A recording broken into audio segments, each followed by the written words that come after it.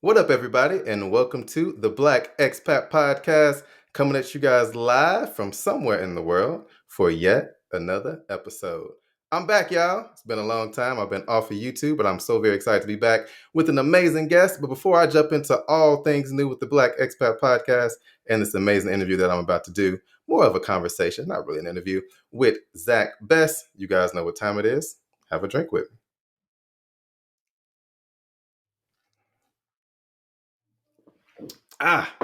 Zach, how What's are up? you doing? I'm good. That first sip of beer after a workday, nothing hits better. Now, what kind of beer are you drinking today? Before I introduce mine, what are you drinking now? I am drinking a Opportunity Awaits Hazy Indian Pale Ale from Dewclaw Brewing out of Baltimore, Maryland. Ooh, now are you a traditional IPA guy? Are you more of a Pilsner guy? Or are you just, you know what, I enjoy a good beer that tastes good? It's an always evolving answer. For quite a while, I was an IPA person, still am, but I like to mix in some nice Pilsners, lagers, just something a little bit crisper, lighter in there with the IPAs. Also, depending on the day, a nice sour can do the nice trick too. Now, you know what? That's actually a great answer. I've never even thought about it that way, right? That answer is always evolving because, truth be told, I didn't drink beer until I was 25 years old because my dad drank beer and I was like, man, he always smells weird when he drinks beer. I don't want to smell like that. Then when I started drinking beer, I was drinking what he drank, Miller Lights. And then I traveled around the world and I realized those are disgusting. I'm sorry, Miller. If you guys want to sponsor me, I'll say they taste good. But until then, I didn't really like the way they taste, so I didn't drink it. And I drank everything else instead. I am actually drinking a dark, rich, and sexy. I'm not making it up, guys. It's actually the name of the beer. It's a porter, and it's called a dark, rich, and sexy porter. I'm not going to say who made it because, again, they ain't sponsoring this video, but it is amazing. I started off with a dark beer because it's the Black Expat Podcast, but also I want to be dark, rich, and sexy. I'm already two out of three of those things, so that's okay. There you Guess go. which one I'm not, y'all. Anyway, Zach, let's get into it. More about you. What's been going on with you? I don't know, the past 3 years during the pandemic. How's life? What are you into? What are you working on? Professionally, outside of professionalism, work stuff. Like, what's going on with you? Great question. Yeah. So over the past 3 years, kind of crazy that we're already working within that time frame to talk about the pandemic, all that stuff. Been working for Pack Up and Go. Started off on the trip planning side of things. Was doing that for the first 3 years there, and for the about 7 months now, I've been working as the operations partnerships manager. Working in travel during a global pandemic been quite the roller coaster. We saw some of the lowest of the lows, and then we had some of the highest of the highs, and it's just been something to keep you occupied everywhere in between. Outside of work, same thing. Been some pretty low moments during the pandemic, also been some pretty awesome moments. Not the pandemic being awesome, just awesome moments over the past couple of years. Done a lot of reading, taken a lot of walks, but I've also had a chance to go on a lot of trips myself, which in March or April of 2020, I would have not have thought that I've been traveling a lot in the year or two past that point. But thankfully, I have. I've been in California a couple times. I was just recently in Seattle, made my way to Brussels and Belgium a couple of weeks ago. And I went to Chicago as well and New York a couple of times. So a lot more travel than expected over the past 2 years. Then at home, lots of reading, lots of TV shows, also lots of cooking. And like one of the big pandemic trends, I even got into bread baking a little bit. Still working Hey. on it. I'm not quite sure if I can call myself a baker yet, but it's something I've been enjoying. But yeah, just trying to enjoy life here. What about And you? you just touched on a lot of different things, right? And when I was making YouTube videos and podcasting during the pandemic, it was always like, how do we get ourselves through it? How do we develop either new habits? I was always saying, hey, use this downtime to find your niche, to find something that you enjoy doing, do something you never thought you would be able to do, or like you said, to just pick up a book, read a book, go to a local bar. I take that back. You could not go to many bars in Taiwan or in America for that matter during the pandemic. But go stand outside your local bar and look at it. I don't know. But where are you originally from? Right. So were you born and raised in Pittsburgh? And how did living where you lived kind of lead you to want to travel to other places? Because a lot of people I talk to say, you know what? Everything I have is where I'm from. Like people from Chicago. Chicago had everything. You got good food, great people, et cetera, et cetera. But like, What about where you're from made you want to see other places, not just in America, but also in the world as well? So I grew up in Butler, Pennsylvania. It's Hmm. about 35 miles north of Pittsburgh. Takes me about an hour to drive home to see my parents. Butler is, small town outside of the big city. And I think that that did shape my desire to travel, kind of for the opposite reasons, just describing how Chicago kind of has everything. Butler, not as much. Pretty small population, not the best restaurant selection. Great place to grow up, but at the same time, when you're there and you're watching TV, I remember, I think it was watching the Olympics when I was a kid, just seeing all the different countries represented. Kind of had that moment where I'm like, I want to go to those places. I don't even know where that is, but I want to go there. I want to see what it's all about. And then my grandmother, she traveled a ton throughout her life. She's been to every continent other than Antarctica, but her little sister went to Antarctica. So between the two of them, everywhere. My sister, she's just a couple of years older than me. She's done a lot of traveling as well. And I think those two influences really nurtured that desire to see more places. So growing up in a small town kind of made me want to get out, see some bigger cities, see what all is out there. Then having a couple role models who did a lot of traveling themselves and always had great things to say about their travels really made me want to get out there. So once I started, never really looked back, although I still am in the close to where I grew up. I'm not that far from Butler, but never looked back as far as wanting to continue on with traveling.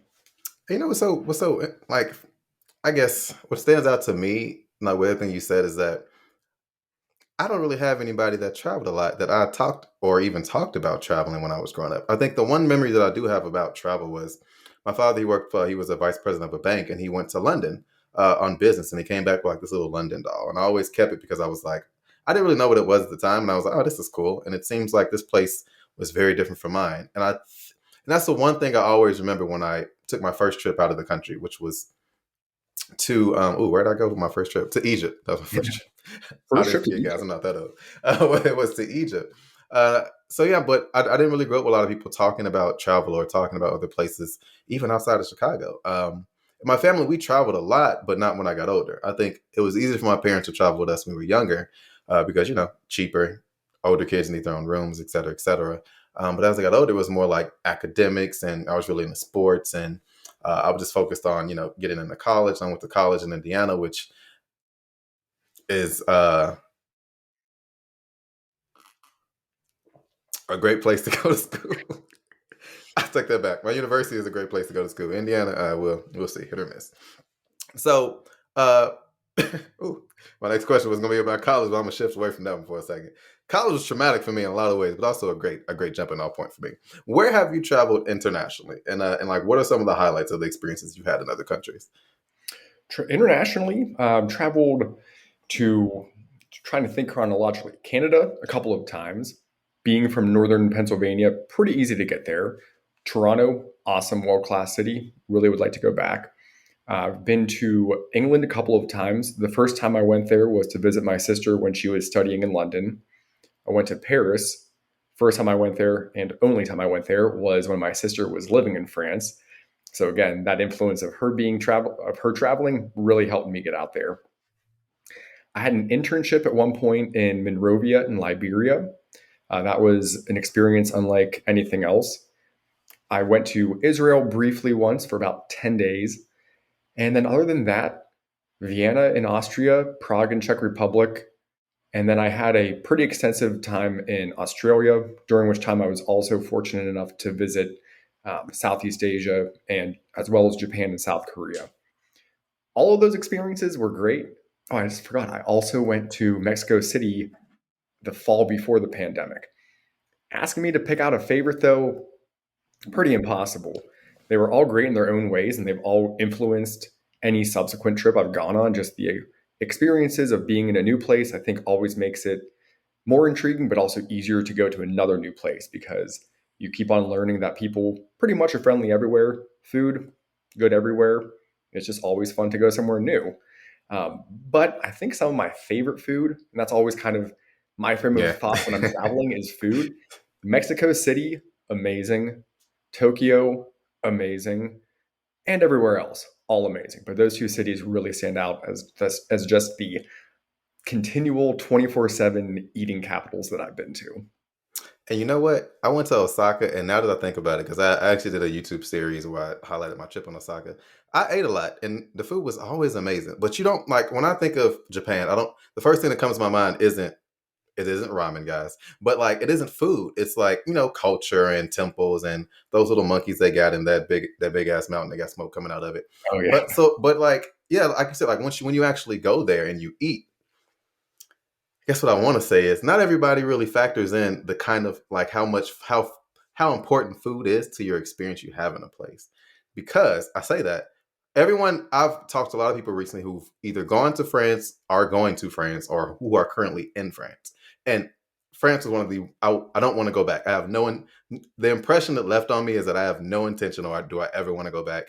It was all about love and like just mean people and cigarette smoke and wine. I only like one of those. I only like one of five of those things, which is the wine, obviously. But man, the front okay crepes. Other than the crepes, Not I didn't like any. I didn't like any of the food, and I the didn't cheese? like any of the people. Well, I'm lactose intolerant, so I didn't want any of the cheese. Or about the But the bread? wine was amazing. The crepes were good, but I didn't like any of the food. I don't I know. can get by with wine and crepes. No, and that's exactly what I did because funny story. That was my first Euro trip when I was 21 years old, and it cost $10,000. I didn't have $10,000, but that's how much it cost. And the first place we went to was where we go first? Italy, and we spent 4,000 of our 10,000, well, 4,000 of our individual $10,000 in Italy. So by the time we got to France, and as you probably know, France is super expensive. I had like my budget because we were going to the Olympics was I have $200 for 5 days in France, and I'm gonna make this work. So it was a lot of street tacos because tacos are great all over the world. I feel like, and wine and crepes because wine was $2. It's not bad, $2. That was my entire experience. That's how much I love it. So usually when I talk to people about like where they travel to, right, there's always like a pattern or a reason why you ended up. And I know you said that some of the experiences you had, one place kind of led to another. Is there any place you felt like you focused too much on, or a place you want to focus more on, or what were one of those places where I went to explore this region of the world because I had an amazing experience in this part, which is kind of connected, or maybe not connected, and made you just want to learn more about that place? Man, it's a great question. I feel like that could go so many directions. You asked if there was anywhere I focused on too much. I'm going to say no, but in 2016, I spent most of the year in Australia, primarily living in Melbourne or Melbourne, and I loved it. It was great. Really didn't want to leave. But when I was there, I did not go to New Zealand. I had originally, I can't even say planned to go there. I had originally thought that I was going to go there while I was in Australia.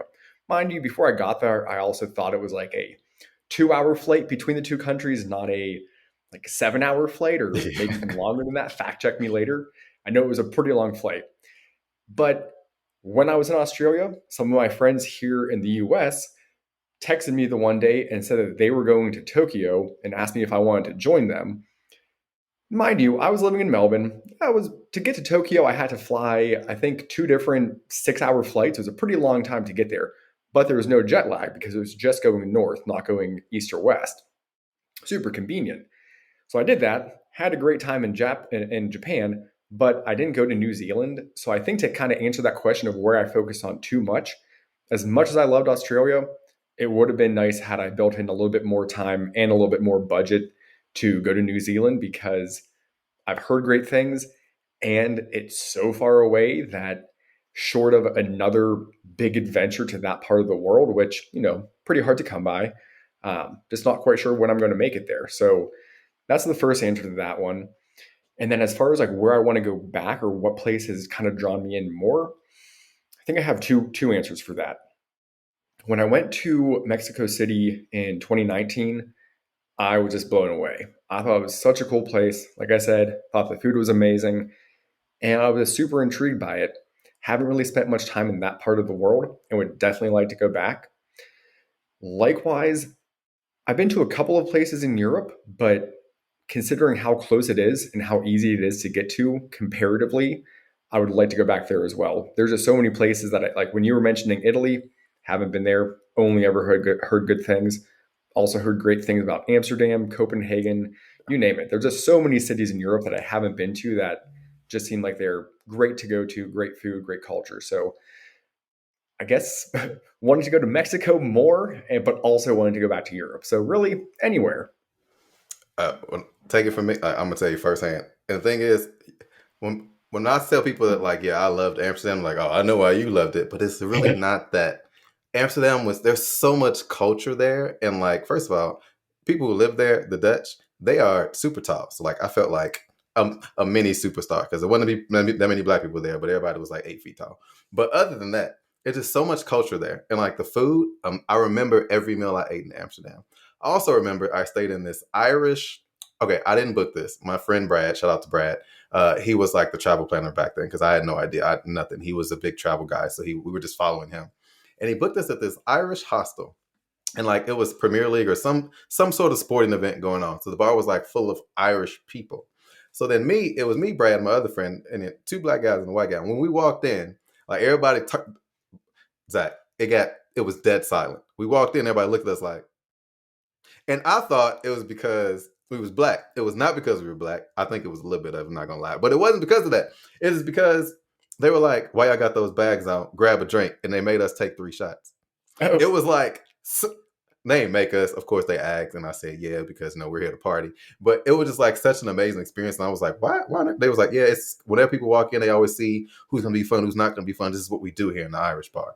And I was like, hey, this is amazing. Not a great place to sleep though, because they kept that bar open at 3 a.m.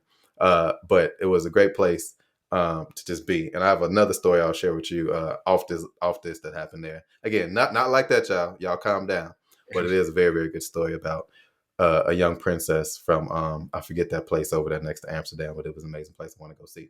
But all right, enough about that.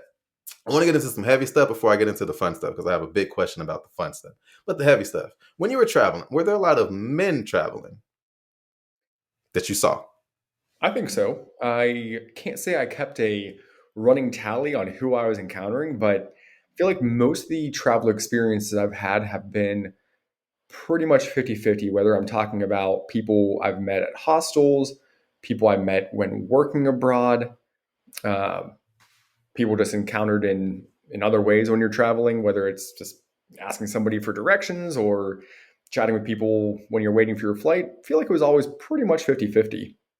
Now, when you work, because you and I both work in travel, are there a lot of men that you encounter, like whether in your current role or just in other roles or just traveling around America? Do you sense or do you feel or have you seen a lot of men working in the travel industry in the same way or in similar ways that you're working in the travel industry? In my current role as the operations partnerships, a lot of the hotel, overall, a lot of the people I'm working with are directors of sales and marketing at hotels. And again, I think I've got to say that's probably about 50-50 as well. That's as far as the internal side of things, or I'm sorry, the external communication goes, 50-50. Within the company, that's not the case. But yeah, I think externally, again, haven't kept tabs on it, but as far as who I email with and who I have conversations with on a daily or weekly basis, I think it's pretty much 50-50 from what I've observed. I'm gonna give you guys some insider trading. Me and Zach do work together. We are also for those of you guys who may be listening that we work with. This is definitely a bonus. I think it's a great thing. We are the only 2 men on the team. Zach is on there before, way before I was. But yeah, like we are the only 2 men on the team. Like again, within reason. How does that feel to be like one of 2 men on like this big team that we have? Yeah, I came in from working in restaurants, which that's a whole different beast. Working as a waiter in a restaurant is just a completely different thing. It's great. It's also not great. Depends on the day. And going into my current job, it was a very small company when I started, and it just kind of it felt natural going in there, even though at that time I was, I think, one of 7 or 8, and I was the only guy. And now it's a little bit bigger, one of only a couple guys. The entire time I felt pretty good. Felt pretty natural with it. I don't know. Feel like I get along with pretty much everybody at work. At least I hope so, especially if they're listening. But yeah, I've enjoyed it for sure. The reason why I asked that because like I found some numbers, and these are not numbers based on actual data because I don't like to get into the business of supplying data and debating those unless I'm talking about something I really something I'm invested in, and it's for a purpose of change, right? But in this, there was like a bunch of polls taken. I won't cite sources. I'll just guys trust me on this, right?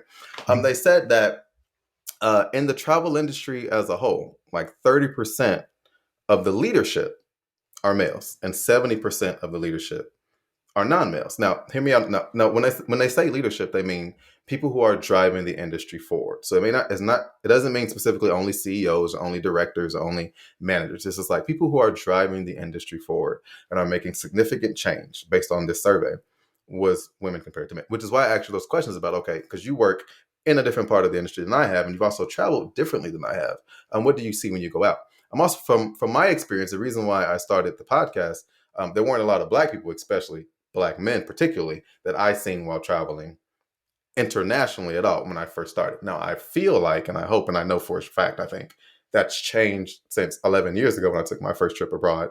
But it's always just interesting to talk about, like, when you travel and you're abroad, how does it feel from a male perspective? Like, all right, when you're out there doing things, like, what are you looking for? What are you traveling for? So my next question is, what were you traveling for when you went to different countries? Wow, that's a really good one. That definitely depends on the time and situation. So, to go to the longest trip I've taken, that was in 2016. So, that started off, the whole goal of that trip was to live in Australia, which I did. But the trip started going to, because Australia was so far, I was like, well, I'm just going to make an adventure on both sides of the Australia portion. So, I started off going to Southeast Asia, flew to Singapore, then went to Thailand and Malaysia, then spent a bunch of time in Australia. And on the way out, I went back, along with going to Japan while I was there and South Korea, went to Malaysia and then flew through Europe to Austria and Czech Republic. That entire experience really boiled down to just looking for a change, a way to shake things up. I've been working for a few years at a restaurant in Pittsburgh, and the one day I just had an epiphany that, hey, if I can wait tables in Pittsburgh, I can probably wait tables anywhere else that speaks English. Why not? So I got a visa to go to Australia. And when people were asking me, like, why are you doing that? Why are you going there? I don't know. Just want to see what it's all about. It's really far away. And when else will I have this opportunity to go there, see it, see what it's all about?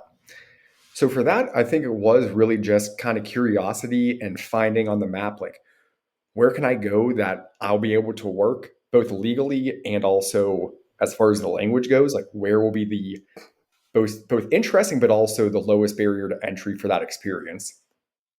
Other places, that's usually more just a combination of curiosity and then budget and time. So with Mexico City, for instance, I wanted to go and do another big thing. That was when I was working for Pack Up and Go, so 2019. I was wanting to go somewhere for a month, but obviously that wasn't really in the cards. So I still wanted to go somewhere that was going to be very different from where I've been before. So I started looking around, and at first I was looking at Europe. The flights were pretty expensive, and they were going to, anything that was going to be a little bit cheaper was going to take upwards of 12 hours or so to get there. That just wasn't really sitting well with me because, again, I didn't want to take too much time off, but I wanted to go somewhere cool. So again, going back to my sister, who I've mentioned a couple of times being a great resource for advice on all things, but especially with traveling, I was told her, I was like, yo, Emily, like, I want to go somewhere. I don't know where to go, but I want to go somewhere different that has awesome food. And she's like, yo, go to Mexico City.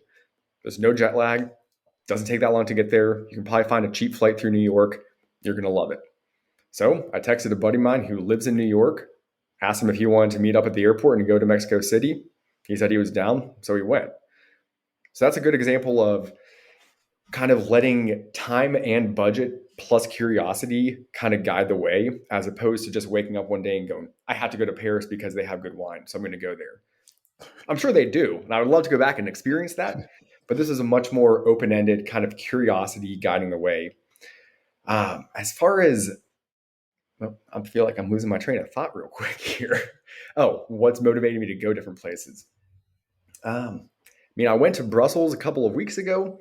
That was literally because my sister needed help moving there. So that was probably the only trip I've gone on where it came about, or international trip where it came about because somebody else just asked me to go there to help them.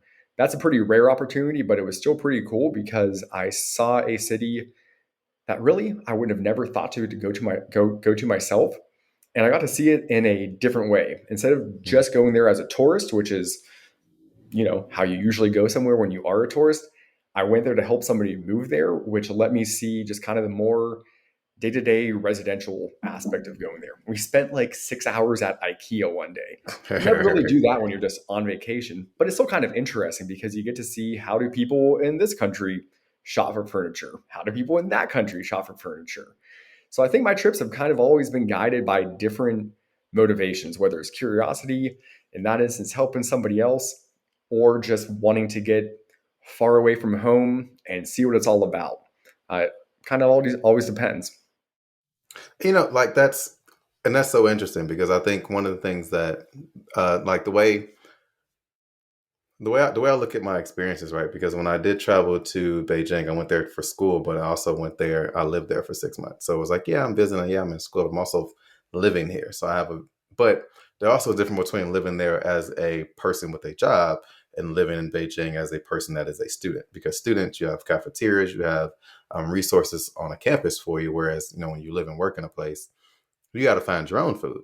And Mhm. even though I was a student, I had food on campus. I didn't. My language ability was not good enough to get what I needed, so I ended up going off campus a lot more. I bought a motorcycle. It was a whole thing. Oh, But wow. and even with Taiwan, like I lived in Taiwan, so and I would tell people, I said it's a great place to live, not the best place to visit for an extended period of time because kind of what you see is what you get the first 3 days. After that, it's like we can do different things, but things you can do in very similarly in other places. But you're right. I mean, I can think of one of the things I try to do, and I know this is kind of a pack up and go thing too, but it's like to live like a local, even when I'm visiting, because usually when you go abroad, you stay there for at least 7 days, I would imagine. And and so for me, like a local is going to a local bar. But I would have never even thought of like, oh, let's just go to IKEA or let's go to a grocery store. Like, how many countries have you visited and like, you know what, I'm gonna go to the grocery store. Like, because you would just go out to eat. You want to go to new restaurants and get photos for IG and all that. But that really made me think more deeply about what it means to be a local or act like a local in a new place. Like, do things that you do at home in the place that you're in, which is also part of my next podcast. I'm going to be putting out. You guys check that out, coming to you soon. But what was it like traveling during the pandemic to Brussels? Like, what did it look like? What did it feel like? Were there any restrictions? Anything that kind of held you guys back? What was that experience like? The actual trip itself was great. The build up, there were definitely some challenges there, because we had to fly. We flew from Dulles in DC, flew through Frankfurt in Germany before flying to Brussels. So that meant, because of the pandemic, we had to figure out what the entry requirements were for Frankfurt and what the entry requirements were for Brussels. Obviously, visa, that's the easy part. It was just parsing out what country had what regulations for vaccine requirements. I had the J&J shot, and then after that, I got a Moderna booster. And a lot of the paperwork I was seeing were saying that they wanted you to have like two J&J shots plus a booster, or all these different combinations. And I couldn't quite tell if I had the right combinations, but I was like, well, I think I do. So I was going to go on good faith that I have it. But as a backup, I went and got a test because it was like, if you don't have these vaccines, a negative test within 48 hours of departure will be good enough. And so timing that out to make sure that you have the test in time to get the results in time, you know, seemed like a whole headache. Lo and behold, when we got there, going through, they barely looked at the documents. It felt like you were just waved through. So that was cool. But then at the end of the trip, coming back to the US, instead of having a vaccine requirement like Germany and Belgium did, the requirement to get back into the US, regardless of your citizenship status or your vaccination status, you had to have a negative test within 24 hours of your flight departing, which, as we all know, getting a test, right, and it couldn't be a rapid test. It had to be like an officially administered test by some kind of official, like, at a pharmacy or testing center. So I was like, oh my gosh, like, how do I make sure I have that 24-hour test? That's a pretty quick turnaround time.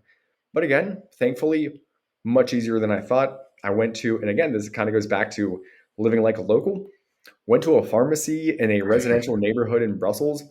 Never really do that when you're on vacation unless something bad happens. I just walked in. I was able to get a test right away and got my results pretty quickly, and I was allowed back into the U.S. So those two, like the prepping to go and the prepping to come home, those were challenges. Being there, it was just like being in a big city here in the US. I've been to a couple cities during the pandemic in the time period after vaccinations became more common and after more things were open. Felt pretty much like that. A couple places asked to see proof of vaccination. Some places required masks, but then again, some places didn't. And so it was just kind of like being in a lot of other places in the US where there was some level of restrictions, but it was pretty easy, and the city seemed to be bustling. It was just everything was going on everywhere.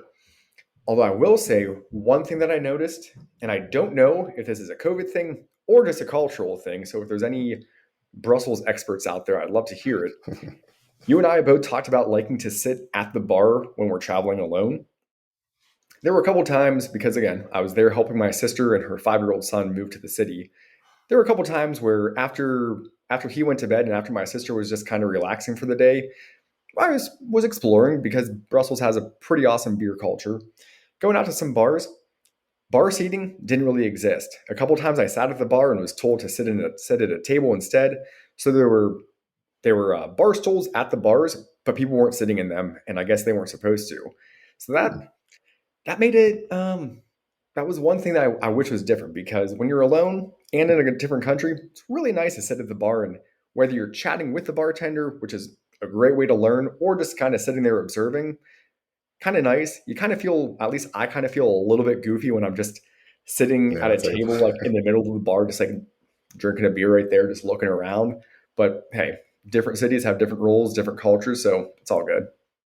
And that is so fascinating because, again, I know you and I talked about this before, but it's like I would never imagine a place where like, no, we don't want you to sit at the bar, and like it's okay, no, because like for me, from a business standpoint, it doesn't make any sense to have an empty bar area. You want people have have people sit at the bar looks better, in my opinion, have people sitting at tables. But I also get from maybe a server's perspective, you get tips and stuff if you sit at the table. I don't know, but man, that's actually quite fascinating because also I don't know if like you don't have to tell me, but like if the women, if I'm out, I'm a young single man and I'm exploring Brussels on my own. And it's like if women like, hey, they see you sitting at the table, do they still talk to you? Or not even women, men or anyone just approach you because you're sitting at a table by yourself?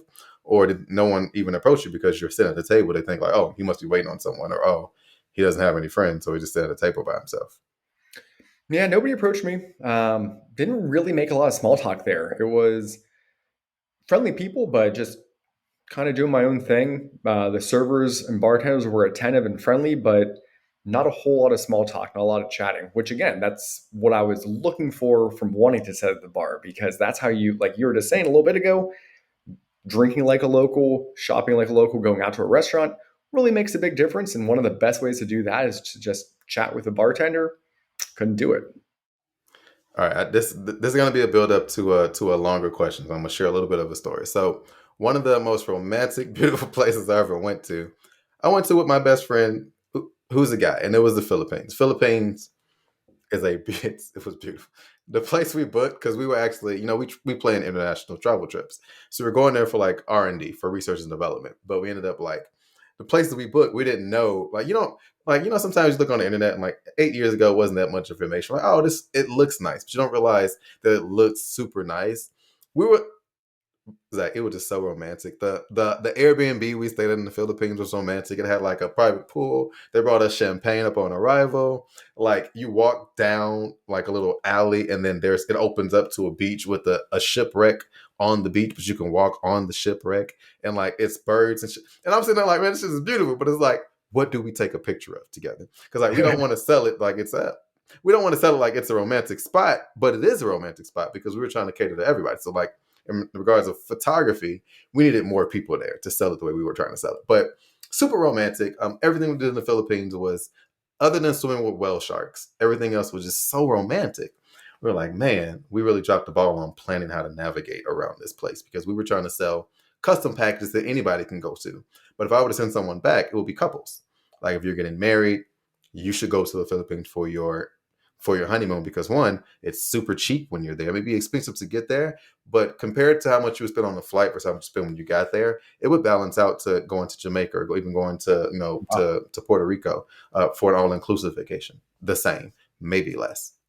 So for you, what are some places that you would want to go to with your best friends, guys, girls, whatever, with your best friends to a place that either you've been to or that you're looking forward to going to?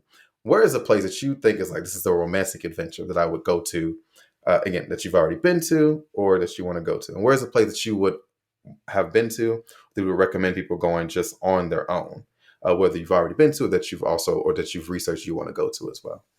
So you're saying good place for romantic, good place for a friend trip, and good place for a solo trip? Is that how Yes. I'm understanding it? I'm gonna have the most cliche answer in the world for romantic.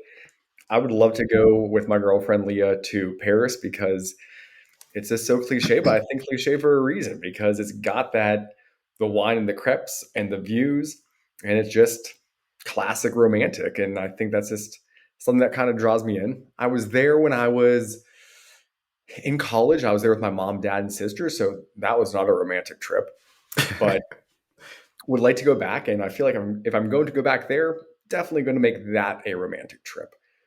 But what you were just saying, I've spent a little bit of time in Southeast Asia and I've never gone to any of these amazing resorts that I've heard about. I think that'd be a pretty cool place to go as well for a nice romantic trip.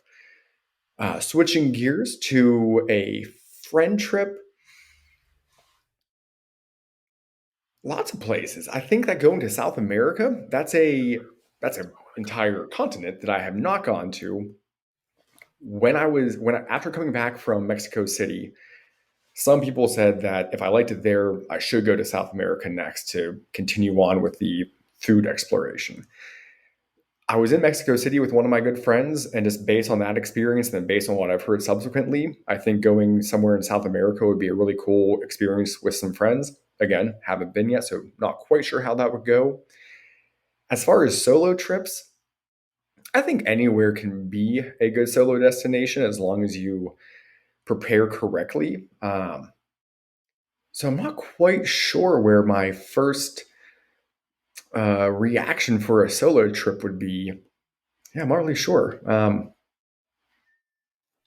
going to help you because it's something you've already said earlier. It's a great question. First, but before I help you, well, no, I'll help you with that first. For a solo trip, I think because I've been there and you can hitchhike and it's so calm and peaceful and again, language barrier kind of thing. I think when you go on a solo trip, for me, I would go somewhere where I don't speak the language. I feel like on my own I can figure it out, but it also would depend on like the crime rate there because you know what it is. But I think as a solo trip, New Zealand Oh, because it's again the people are like, oh, like how do you pick your favorite place you've ever been to? And it's not just because my godson and one of my best friends ever is there. Okay, it is a part of it because I was there when I was with her when I was there. But New Zealand's just amazing. It's Australia light is what I call it, and that's not a disrespect to New Zealand at all. It's just it's not as loud and as out there. Like especially Melbourne, right? Melbourne, especially summertime Melbourne is whew, man, yeah. the Australian women. Anyway, but so it's not it's not that, but it's kind of calm and laid back. But there's so much culture, so much nature. And the people are super friendly, and it is like a hitchhiking backpacker town. So you wouldn't feel out of place, but it's so much to explore. You can actually explore a lot. You don't even need a car. You can literally hitchhike all over New Zealand. A great place to go solo. But when you talk about South America, that's the one continent I haven't been to. That and Antarctica. But like I really want to get to South America. But when you're the reason why I asked you those questions earlier, I've been in, the Asian, that side of the world where I went to Europe and Asia and Australia, New Zealand, but I never made it back down to the Americas, to North Mm. America. So because of the flight times and the prices, I was like, I'm not going to fly 30, 38, 42 hours to go to South America when I Yeah, can, yes. go 8 to 12 hours anywhere else. So just like it really matters where you are. And I even think about that for people who are in America, like how they think of where they travel to. Like you can get a direct flight to Europe from New York. You can get a direct flight to Asia from California and even from New York as well. But there's this other places beyond that, like New Zealand. There aren't any direct flights to New Zealand Yeah. or even to India. Like those are places that you don't really think about exploring just because you look at what you can get to quickly because in America we have that 2 weeks. Whereas in Australia they have those 3-month vacations where it's like the world is your oyster. Paid 3-month vacations Yeah. for most people. So it's crazy. But yeah, so the one thing I will disagree on is France. Okay, I wouldn't. I it's just I just really hated it. I'm sorry. I don't even know how to talk about it. I really dislike my experience in France. But I feel like you would have a different experience from me. I actually would look forward to you going in and telling me how much you liked it versus my experience. Or Italy, now that I think of it, Italy's another one I think I would wrap into that, or just really anywhere on the Mediterranean. It just looks romantic, looks beautiful. I've only ever heard good things about the food. So whether it's the south of France, Italy, somewhere in the Adriatic, really all of it, I think would be awesome for a romantic trip. So it doesn't have to be Paris. I know that Paris is not on the Mediterranean, but just saying anywhere in that general, very broad region, I think would fit that need pretty well. But then you mentioning New Zealand for a solo trip, I agree with that too. But that reminds me, a friend of mine, she's an American who I met in Australia, and now she lives in New Zealand. She told me about taking a solo trip to Ireland. That sounded amazing. And what she was telling me as well was that it was a great place to hitchhike and just kind of like very similar to New Zealand, the extreme safety that you had there of like, yeah, you can just like walk down the street and then somebody just slows their car down and is like, hey, need to ride into town, and you don't even think twice. You just jump in and go. I've never experienced that anywhere. I haven't been to Ireland. I haven't been to New Zealand, but it sounds pretty cool. Yeah, and the thing is, like, and when I was in China, like, I guess that was why I was hesitant of doing it in New Zealand until my friend said, no, it's fine. Because in China, they have like these black taxi cabs where they'd be like, hey, you want to ride? But like, of course, they're going to charge you for it. But it's like, first of all, I hate the term black taxi cab, but like, most of the times when I saw them, they were black cars. So it's like, I'm not going to get into a black car with tinted windows or you on like, it just seems a little shifty. But in New Zealand, it was like Volkswagens. And that sounds very what's the word I'm trying to say? They had more than Volkswagens, guys. But I did see a bunch of Volkswagens. There was Volkswagens and Benzes, and no matter what it was, just picking up and taking you down the road. But like long distances, because I think the shortest trip between cities we took was like an hour and 45 minutes. So it was a lot, but again, definitely worth it. So I That guess was one a of my, hmm? You hitchhiked an hour and 40 minutes? Yeah, you just get in the car, and man. They're going that direction, you go, Dang. It's like and right it's out of the like movie. it's a great way to make friends. And the thing is, I was still with another person, so it was like a little bit different. But even I've seen one of my friends I work with in Taiwan, who was Taiwanese American.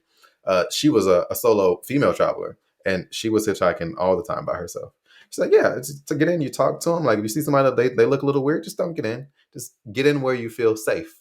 But she was like, my experience with hitchhiking with everybody, I always felt safe because you can just get out and run, and you'll Yeah. find like, I mean, like, yeah, I always have your running shoes on, I guess. But I guess one of my final questions would be, where would you go? Where would you like to go? Anywhere in the world, it can be America or beyond, with a stranger. And With a yeah, with a stranger. stranger. Wow. I can honestly say that I have never thought of that question before. I feel like a lot of the other scenarios you've presented, I have thought of. Never thought of where I would go with a stranger.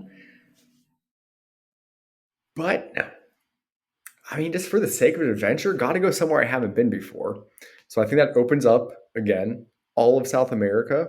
Hopefully, it's a stranger who could show me around, take me somewhere cool, be a local guide.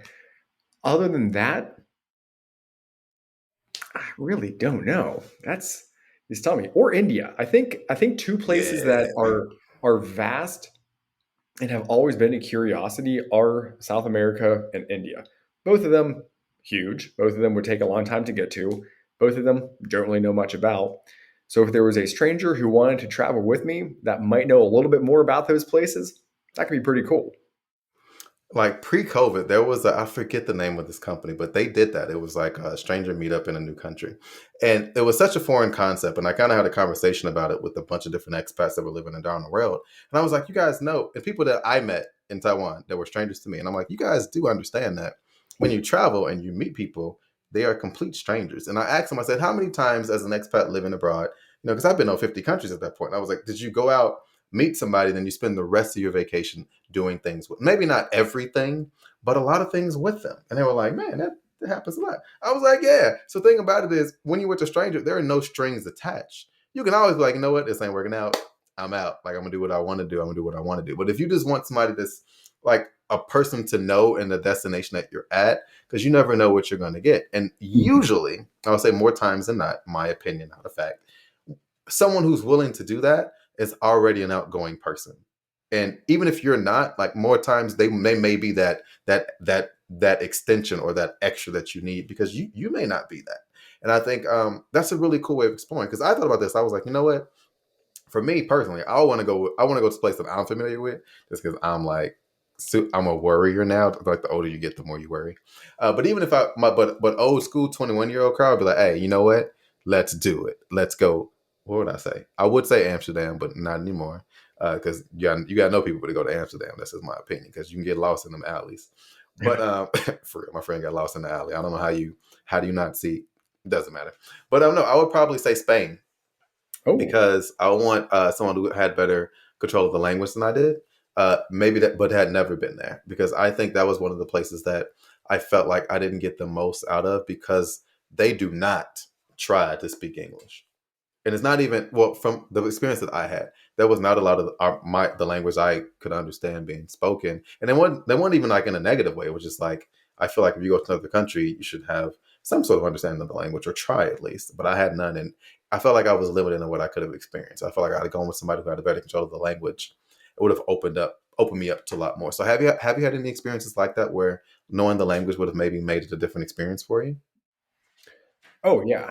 I don't speak any foreign languages, and everywhere I've been, I think I would benefit from speaking the local language. When I was in Mexico City, the friend I was traveling with he's fluent in Spanish. When I was in Brussels recently, my sister was there with me, and she's fluent in French. So in those instances, it was really nice to have somebody who could, speak the language where you are. A couple places where it would have been really changing the experience are definitely South Korea and Japan. Um, in both of those countries, we really were using Google Translate on our phone half the time when we were at restaurants, mainly because I have an allergy to shrimp, which Oh yeah. I don't want to encounter that here. I definitely don't want to encounter that when I'm traveling. Just would be a pretty big inconvenience. So that was one reason why when we were ordering at restaurants, using Google Translate to kind of at least convey one thing, being like, we'll eat anything but not this thing, was super important. I say that, but at the same time, there were so many friendly people who helped us when we were obviously that lost person walking down the street. I had people come up to me and say, "Hey, I speak English. Are you lost right now?" And you're like, "You know what? I am. How do I get to this address?" And they're like, "Oh, just do that." And you're like, "Wow, thank you so much." Like, I wish I spoke this language, but honestly, that was so helpful. So those two countries definitely would have been nice to have. There's some other places I've traveled though where the language barrier, you kind of just work through it and make it work. But then what you were saying about traveling with strangers and how everybody that you meet when traveling, even if you think of them as a friend now, they were a stranger, happened to me in Australia. I was sitting down at a bar, started talking to the bartender. She recognized my American accent and was like, "Oh, I'm from Georgia. Where are you from?" I was like, "Oh, I'm from Pennsylvania." And we became friends and ended up going on a little road trip to the highest mountain in Australia. I definitely would not have done that if I hadn't met this person. Mm. Now, I didn't even think about I didn't think about going on a road trip from where I was. I didn't think about climbing mountains. But once you meet people and start talking, pretty cool opportunities can come up. So, yeah, I mean, people, when you first meet them, they're a stranger, but then you just become friends. And then all of a sudden you're going on a little side trip with a friend and makes a big difference for the trip. And you know how amazing it is that, and well, it's amazing. I also feel bad for myself. I don't want to judge anyone else, but I've been, I live in a big city. Well, lived in a big city, Chicago, but also, Austin. I've been traveling around. Never, well, I don't want to say never. Very few times when I've been out in America at like touristy places or just out doing anything, have I looked at someone and I don't know. This may not be a bad thing, but I'm gonna say it out loud. Like, man, they must not be from around here. And I know that's a good thing because it means America's a melting pot. When's the last time you've been out and like saying somebody, I don't know, an Asian person or someone that clearly looks lost, and like your first thought is, oh, like man, maybe they're visiting. I should go and help. Because like Yeah. for me, it's always like, oh, they lost, they better figure it out. You know what I mean? It's like, and it doesn't matter what they look like, because anyone could look like you or I and be not from America, but we wouldn't even know it. And again, I'll dissect this in a later podcast, but that's a positive and a negative, I'm assuming. But man, just such a weird thing to think about, because I've been in many countries too where again, like I'm a little bit darker, so in some countries it's like, yeah, I know you're not from here, but in most places it's like, yeah, man, like, yeah, interesting. So I guess my last question would be, I just lost my last question. I didn't lose it, y'all. I promise it's coming back, but it was, man, it was so big. No, okay, I got it, I got it. One of my last questions would be, okay, um, in America, how do you feel like you can replicate experiences you've had abroad while also being in America? Or what places would you go to replicate similar experiences you had abroad? The generic answer is anywhere that I haven't been yet, Mm. as far as where to go to replicate that. Um, but then how, I think just approaching it with pure curiosity, kind of getting rid of some of your preconceived notions of this is what Seattle is because that's what I've seen about it in the news or from other friends who have been there, or Austin must be like this because I've always seen on TV shows that it's like that, or my friend who went there a year ago said it was like that. And instead, kind of just thinking, like, you know what? They might have said that, but I'm just going to go there with no expectations other than assuming I'm going to have a good time. I'm going to go there. Maybe I'll meet some people, maybe I won't, but I'm just going to go for it and have fun. Kind of like when I've gone to some cities that I really didn't know too much about around the world, and I went there with the motivation of going, yeah, let's check it out. Let's have fun. I'm going here because that person I met at that hostel 2 cities ago told me to go here and told me to go to that specific hostel or that specific restaurant. So I'm just going to check it out and see what happens. Trying to take that mindset instead of the mindset of, oh, I'm from Pittsburgh. So if I go to San Francisco, it must be X, Y, Z. And just going, yeah, I'm from Pittsburgh. I'm going to go to San Francisco, see what's up. I think it's just like a little mindset change. That was an amazing answer, because that again is how I look at and how I try to promote the idea of travel, no matter where you're going, like no matter what city or state or place you're in. It's no matter where you go, you're going to have a different experience, and the type of experience you have is really up to you and how you choose to experience that destination. But also, who you travel with. That's really a thing for me. I realize now that I'm back in America, and I ask you all these questions because things that I want to do. I want to travel with. I don't want to say necessarily a stranger, but somebody I don't know very well. Mm-hmm. And again, I think it's important to have, I've written about this, outline expectations and things that like your non-negotiables. Like, hey, I'm not a 6 a.m. let's get up and go person. If you want to get up at 6 a.m., you're more than welcome to do it on your own. I'll be up at my 8:30, drinking my mimosa at 9:15. But other than that, it's like I do want to have like different types of experiences in my home country, and then not necessarily compare them to, but kind of see how I can have a similar lived experience where I'm from as I've had abroad, and then also take what I learned from exploring here back out into countries that I haven't been. Because again, the world's a big place, and there's a lot of places I haven't really been to yet that I definitely want to see and I definitely want to explore more of. And I want to kind of take a different approach to it this time. Use the knowledge that I have from traveling before, again, technology, where I couldn't Google Translate how to say stuff. I was in Korea and we didn't know what to say. It was a lot of this Yep. pointing, figuring it out. And I love that because like, okay, 95% of the time we had a waiter or waitress or server that was like willing to work. But that 5% when you didn't get somebody that was like, no, go somewhere else. It's like, oh man, you kind of suck. But well, not they kind of suck, but like I kind of suck for not knowing the language, I guess. But yeah, very interesting.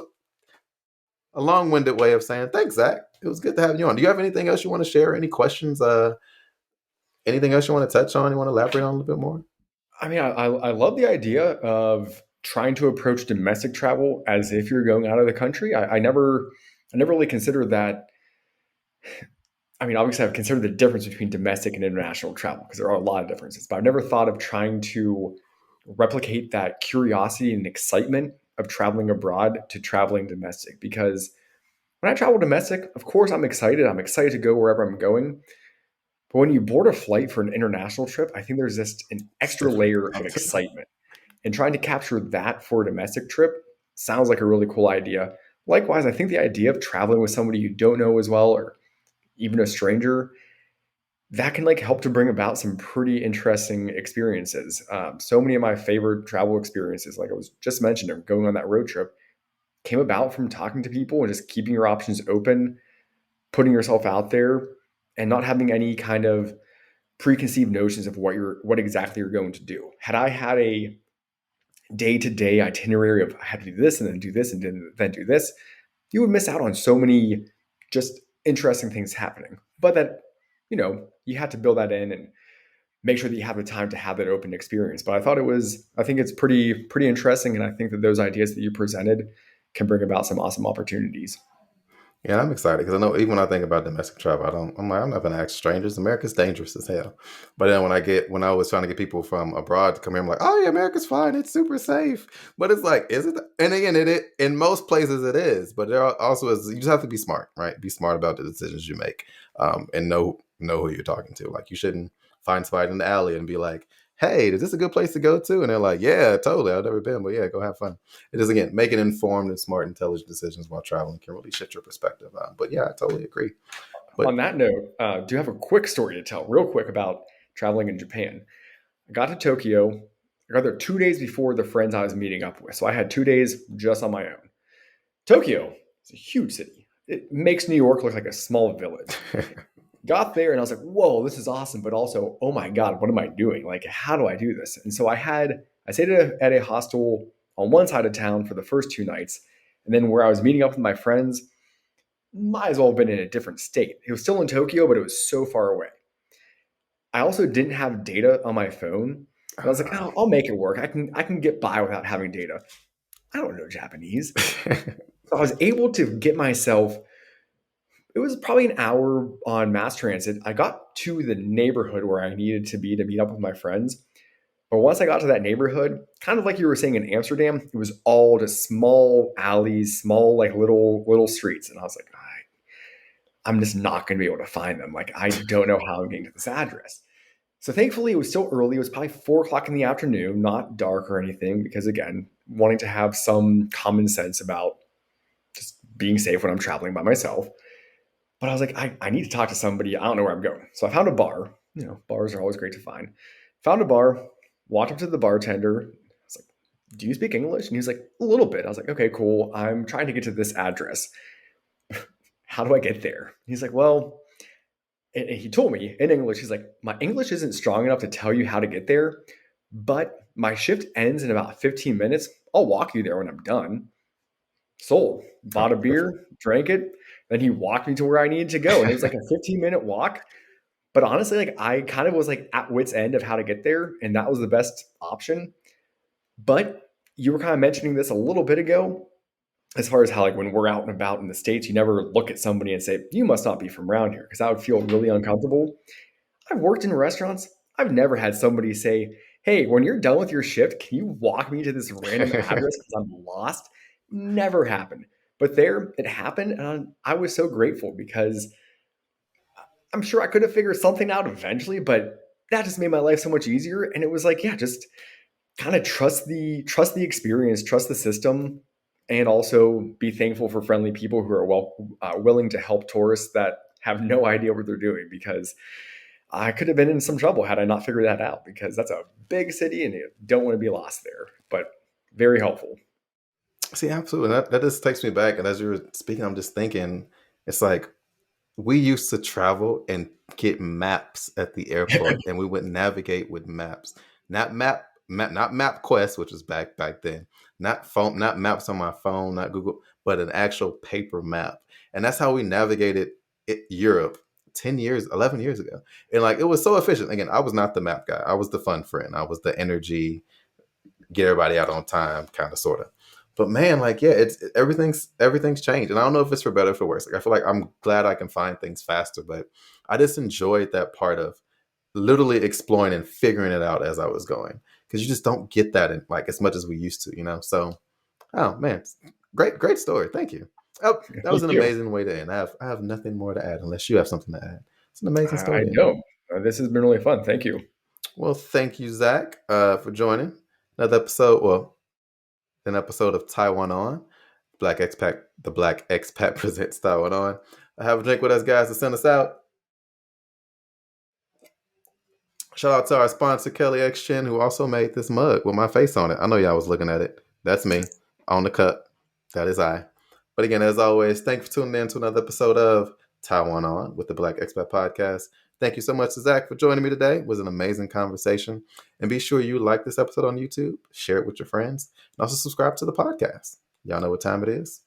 One last drink, and then we out here. Cheers. Thanks, Zach.